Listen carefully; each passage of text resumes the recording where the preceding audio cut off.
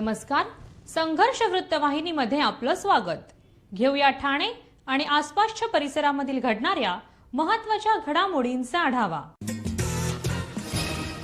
राज्यभरात माघी गणेशोत्सव मोठ्या उत्साहात साजरा होताना दिसून येत आहे. सार्वजनिक गणेशोत्सव मंडळ पारंपरिक वाद्यांच्या माध्यमातून आपल्या लाडक्या बाप्पाचं आगमन करताना पाहायला मिळालंय. गणेश चतुर्थीप्रमाणे माघी गणेशोत्सवाला देखील मोठा उत्साह तरुणाईमध्ये वाढताना दिसून येत आहे.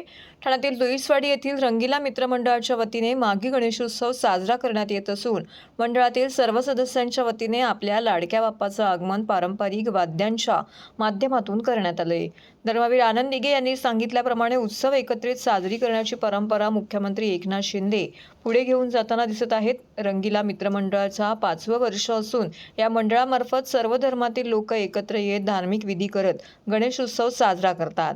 त्याचप्रमाणे सांस्कृतिक कार्यक्रम आणि समाज उपयोगी शिबिराच्या माध्यमातून गणेशोत्सव साजरा केला जातो, अशी प्रतिक्रिया माजी महापौर स्थानिक नगरसेवक अशोक वैती यांनी दिली आहे.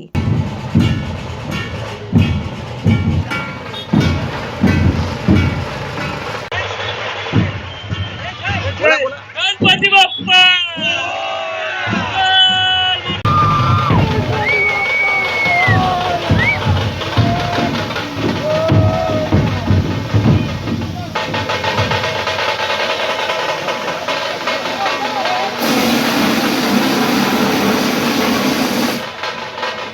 रंगीला मित्रमंडळ तर्फे यावर्षी देखील गणेशोत्सव मागे गणेशोत्सव साजरा केला जातो.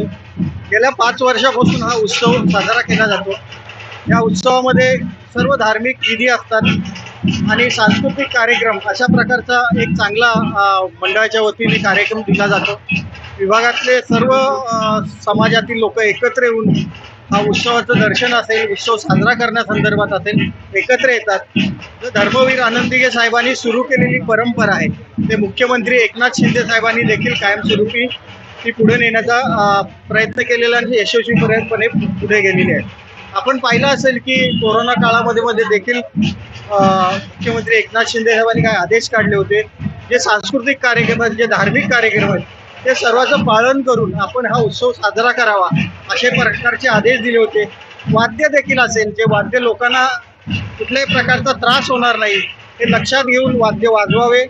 मग ते कुठलंही असो, आपलं धार्मिक ढोल असे आहे किंवा मग भजन मंडळीचं असेल, मृदुंग टाळ वगैरे, किंवा मग ब्रास बँड असेल, बँजो असेल, असे अनेक वाद्य एकनाथ शिंदे साहेबांनी नियमानुसार करा आणि लोकांना कुठलाही त्रास होणार नाही अशा प्रकारच्या सूचना दिल्या होत्या. आणि त्या सूचनेप्रमाणे या विभागात देखील शिंदे साहेबांचं फार लक्ष असतं. छोटे छोटे कार्यक्रम असो, धार्मिक असो किंवा कोणताही असो, त्याच्यामध्ये त्यांचा सहभाग नेहमी असतो.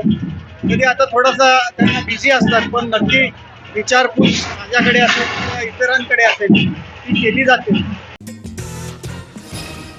सर्व नागरिकांना आवाहन करण्यात येत आहे की सध्या डासांमार्फत पसरणाऱ्या डेंग्यू या आजाराचा प्रसार रोखण्यासाठी प्रत्येकाने पुढील प्रमाणे कार्यवाही करावी. डेंग्यू आजार एडिस इजिप्ती हा डास चावल्याने होतो. या डासांची पैदास साचलेल्या किंवा साचवलेल्या स्वच्छ पाण्यामध्ये होते. 8 दिवसांपेक्षा जास्त दिवस पाणी उघडे व साचून राहिल्यास त्यात डास अंडी घालतात. अंड्यांच्या अळ्या तयार होऊन पुढे डास तयार होतात. यासाठी आपल्या घरातील पाणी साठे, उदाहरणार्थ बॅरल्स, पिंपे, टाक्या, हौद, रांजणे इत्यादी दर आठवड्याला रिकामे करून घासून पुसून कोरडे करून पुन्हा भरावे. 1 दिवस कोरडा दिवस म्हणून पाळावा. पाणी साठ्यांना घट्ट झाकणे बसवावीत किंवा जुनी साडी, चादर, धोतर यांनी बांधून झाकून ठेवावीत, म्हणजे डास त्यात जाऊन अंडी घालणार नाहीत. घराच्या गच्चीवर, आजूबाजूला, अंगणात कोठेही पाणी साचू देऊ नये. भंगार सामान उघड्यावर टाकू नये, उदाहरणार्थ टायर्स, प्लास्टिक सामान, कुंड्या, टाकाऊ वस्तू इत्यादी. अशा सामानात पावसाचे पाणी साठून त्यात डेंग्यूच्या डासांची पैदास होते. घरातील कूलर्स, फ्रीजच्या पाठीमागील ट्रे हे देखील वेळोवेळी कोरडे करावेत. लक्षात ठेवा, नुसत्या फवारणीने डास घनता कमी होत नाही, तर त्यासाठी डास पैदास ठिकाणे नष्ट करणे ही आपल्या सर्वांची जबाबदारी आहे. कोणताही ताप अंगावर न काढता जवळच्या शासकीय रुग्णालयात मोफत औषधोपचार घ्या. अशा प्रकारे नागरिकांनी सहकार्य केल्यास डेंग्यूचा प्रसार रोखणे सहज शक्य आहे.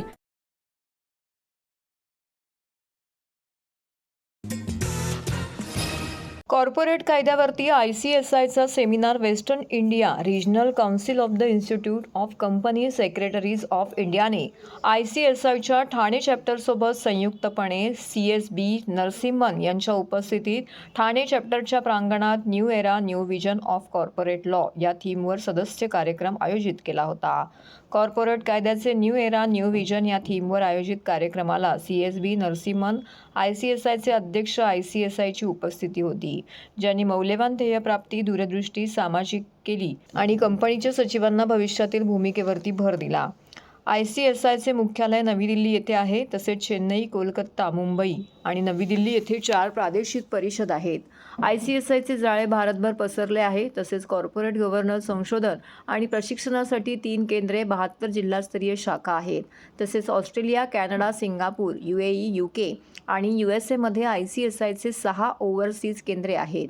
वेस्टर्न इंडिया रिजनल काउन्सिल ही मुंबई येथे असलेल्या ICSIच्या 4 प्रादेशिक परिषदांपैकी एक आहे. हे पश्चिम विभागातील 5 राज्य आणि 2 केंद्रशासित प्रदेशांना सेवा देते.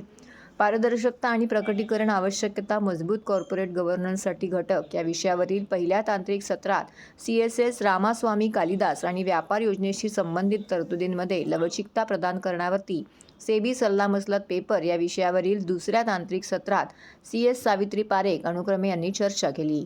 दोन्ही सत्रे अत्यंत संवादी होती आणि त्यांनी ज्ञानाची प्रभावी देवाणघेवाण देखील सुलभरित्या केली. My name is Narsimhan. I'm the president of ICSI. Got elected for the year 2024, and quickly I have to recall this for the company secretary profession. Basically, the profession, the student has to first undergo the entrance exam, which is the after 12th pass he can join. Then he write, that is the CSEET we call it. Then he writes the executive exam, and then after passing that he has to write the final. So basically 3 level of examination hai hamare yahan. That is one. As far as the institute is concerned, we are doing everything possible. We have around 72,000 members of the institute. We have got around 2 lakh students who doing the undergoing the course. So we have the requirement of more important of taking it. जो India wants to be a 10 trillion economy by 2040. जो हमारी जो है हमारी government का M यही है. So if that is to happen, requirement of professionals is most important. माझं नाव CS स्वाती निवळकर आहे. मी ठाणे चॅप्टरची चेअरपर्सन आहे. सो आमची सिंगापूरला 5 आणि 6 तारखेला एप्रिलला कॉन्फरन्स आहे. ती एक फोकस्ड कॉन्फरन्स आहे आपलं कार्बनलेस जे कंट्री आहे ते हे करण्यासाठी. तर आमचा जो फोकस असेल त्या कॉन्फरन्सचा, so to make our India a carbonless बनवण्यासाठी ते त्याच्यावरती फोकस करणार आहे. ICSI तर्फे ही कॉन्फरन्स असणार आहे सर. TJSB सौर शक्ती कर्ज, गो ग्रीन, करा वीज बिलावर बचत. आकर्षक व्याजदर, 84 महिने परतफेड कालावधी, 80% लोन, व्यावसायिक आणि उद्योजकांकरता सुद्धा. अधिक माहितीसाठी तुमच्या जवळच्या शाखेला भेट द्या किंवा संपर्क साधा. 1800-223-466 आणि 1800-266-3466.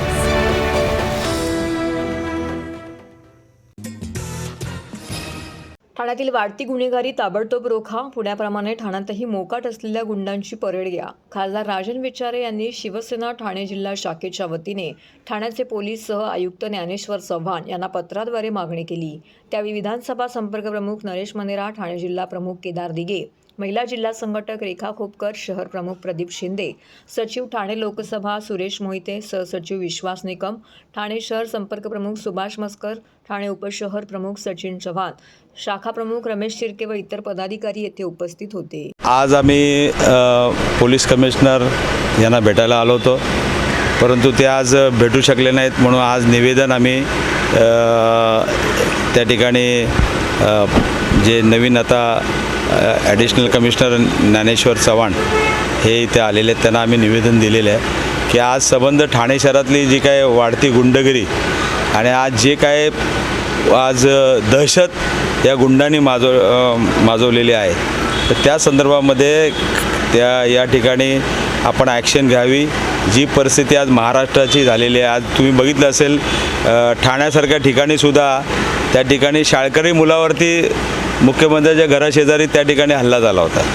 आज तुम्ही बघितलं असेल गणपत गायकवाड पोलीस स्टेशनमध्ये त्या ठिकाणी गोळीबार झाला. आज तुम्ही बघितलं असेल प्रत्येक ठिकाणी काही ना कायदे चालू आहेत. आमचे घोसाळकर सन्माननीय नगरसेवक त्या ठिकाणी त्यांच्यावरती सुद्धा गोळीबार झाला. अशा पद्धतीने आज जर पोलिसांचं च्या समोरच हे दिवसाढवळा होत असेल तर मला वाटतं ही चांगली बाब नव्हे.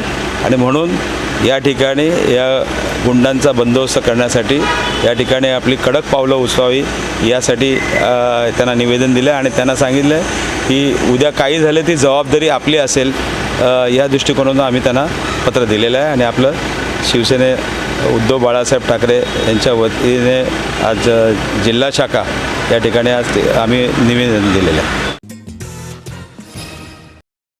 ठाणेकर मालमत्ता करदात्यांसाठी करातील व्याज माफी अभय योजना 31 डिसेंबर 2023 पर्यंत मालमत्ता करावरील 100% व्याज माफ. तसेच 1 जानेवारी ते 15 जानेवारी 2024 या कालावधीमध्ये मालमत्ता करावरील 75% व्याज माफ. त्याचप्रमाणे 16 जानेवारी ते 31 जानेवारी 2024 या कालावधीमध्ये मालमत्ता करावरील 50% व्याज माफ. तरी सदर व्याज माफीच्या अभय योजनेचा ठाणेकर करदात्यांनी लाभ घ्यावा. महानगरपालिकेच्या कोणत्याही संकलन केंद्रावर कर भरण्याची सोय आहे. ATM, डेबिट, क्रेडिट कार्डद्वारे कर भरण्याची सुविधा उपलब्ध करून देण्यात आली आहे. सोमवार ते शनिवार या दरम्यान सकाळी 10:30 ते सायंकाळी 5 वाजेपर्यंत संकलन केंद्राची वेळ असून करदात्यांच्या सोयीसाठी रविवारी संकलन केंद्र सकाळी 10:30 ते दुपारी 1:30 वाजेपर्यंत सुरू ठेवण्यात येत आहे. यासोबतच ठाणे महानगरपालिकेच्या propertytax.thanecity.gov.in या संकेतस्थळावर ऑनलाईन पद्धतीने मालमत्ता कर भरण्याची सुविधा उपलब्ध करून देण्यात आली आहे. तसेच गुगल पे, फोन पे, पेटीएम आणि भीम ॲपद्वारे आपला कर सुलभतेने जमा करू शकता. ठाणे महापालिका क्षेत्रातील सर्व करदात्यांना विनंती आहे की आपण या व्याज माफी अभय योजनेचा जरूर लाभ घ्या आणि आपला मालमत्ता कर लवकरात लवकर महापालिकेमध्ये जमा करून महापालिकेस सहकार्य करा. धन्यवाद. महाराष्ट्र नवनिर्माण सेना ठाणे शहरातर्फे महिला बचत गट पुरस्कार व सन्मान सोहळा कार्यक्रमाचं आयोजन छत्रपती शिवाजी महाराज मैदान तलावपल्ली ठाणे येथे करण्यात आलं होतं. यावेळी शर्मिला ठाकरे यांनी माध्यमांशी संवाद साधला. सध्या महाराष्ट्रात सुरू असलेल्या गोळीबाराच्या घटनांवरती बोलताना त्या म्हणाल्या की 2 दिवसांपूर्वी गोळीबाराची घटना घडली त्यावेळी मनसे प्रमुख राज ठाकरे यांची एक क्लिप व्हायरल झाली होती. त्यात त्यांनी तेव्हा म्हटलं होतं की प्रत्येक भाषणामध्ये म्हणतात की महाराष्ट्रातील पोलीस अतिशय सक्षम आहेत. राजकीय कुठलाच दबाव न आणता त्यांना 48 तास दिले तर ते महाराष्ट्रातील सगळ्या मारामाऱ्या बंद होऊ शकतात. उद्धव ठाकरे हे पक्ष वाचवण्यासाठी बाहेर पडत आहेत का? यावर त्या म्हणाल्या की प्रत्येक राजकीय पक्षाला स्वतःच्या पक्षाचा प्रचार करण्यासाठी फिरावे लागते. सत्तेत असलेल्यांनाही फिरावे लागते आणि नसलेल्यांनाही फिरावे लागतं. राजकीय पक्षांना जनसंपर्क हा ठेवावाच लागतो. त्यामुळे इथे पक्षाचा वाचवण्याचा प्रश्न नाही. प्रत्येकाला पक्ष वाढवण्यासाठी फिरावे लागते असं मत त्यांनी यावेळी व्यक्त केलं. 2 दिवसापूर्वी जेव्हा हा हिंसाचार झाला त्या दिवशी राजसाहेबांची एक क्लिप व्हायरल झाली होती.